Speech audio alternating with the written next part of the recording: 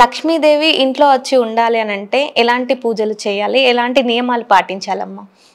ముఖ్యంగా లక్ష్మీదేవి ఇంట్లోకి రావాలంటే మెటీరియల్ వరల్డ్ అనేది చాలా క్లీన్గా ఉండాలి.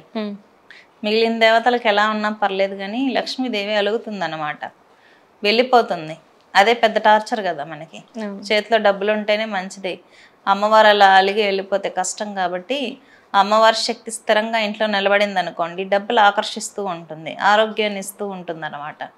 కాబట్టి మెటీరియల్ వరల్డ్ అంటే ఇల్లంతా క్లీన్గా ఉంచుకోవడం, స్మెల్ రాకుండా బాగా దూపం వేసుకోవడం, అమ్మవారికి మంచి సువాసనతో పూలు, అత్తరు, సుగంధ ద్రవ్యాలన్నీ, లవంగం, జాజికాయ, జాపత్రి, తాంబూలం, పచ్చకర్పూరం, మంచిగా సుగంధ ద్రవ్యాలన్నీ వాడాలి.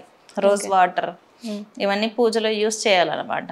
బాగా మల్లెపూలు మంచిగా సువాసన వచ్చేవి, ఎర్రటి గులాబీలు, ఇవన్నీ సమర్పిస్తే అమ్మవారికి చాలా ఇష్టం. ఇవన్నీ సమర్పించి తీపి వస్తువులు నివేదన చేయాలి. తీపి వస్తువులు అంటే ఆవులు ప్యాకెట్ పాలు కాదు, నాటావు పాలు ఉంటాయి కదా, దేశీవాలి ఆవులు అంటారు.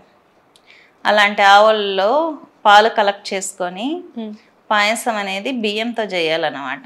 బియ్యంతో పాలల్లో ఉడికించిన పాయసంతో, ఫ్రెష్గా తీసిన పాలతో పాయసం వండి అమ్మవారికి నివేదన అనేది సమర్పించాలి. ప్రసాదాలు ఎలా పడితే అలా మనకి ఇష్టం వచ్చినట్టు ఇన్స్టెంట్గా చేస్తే దేవతలు స్వీకరించరు. అందులో లక్ష్మీదేవి అస్సలు స్వీకరించదు.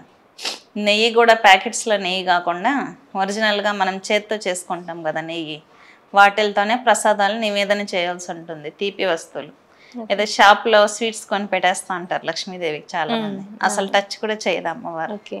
మన చేత్తో మనం ఎంత శ్రద్ధగా ఎంత భక్తితో చేస్తున్నామో అదే గమనిస్తారు దేవతలు.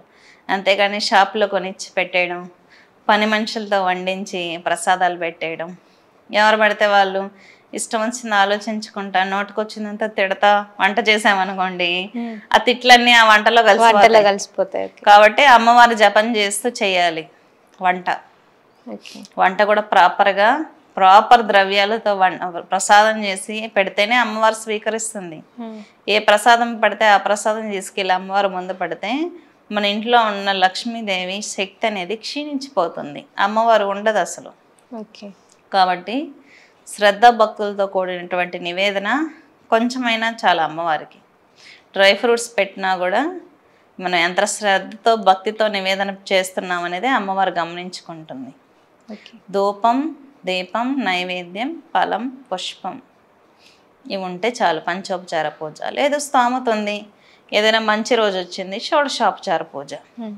షోడశోపచార పూజ ఎలా చేయాలని కూడా గూగుల్లో ఉంటుంది కంటెంట్, ఎవరికి వాళ్ళు చూస్ చేసుకోవచ్చు ఒప్పుకుంటే. అన్ని వ్రతాలు ఉంటాయి, హ్యాపీగా ఓపెన్ చేసుకున్నామా గూగుల్లో వ్రత విధానం అన్నీ ఉంటాయి, చదువుకొని చేసుకోవడమే.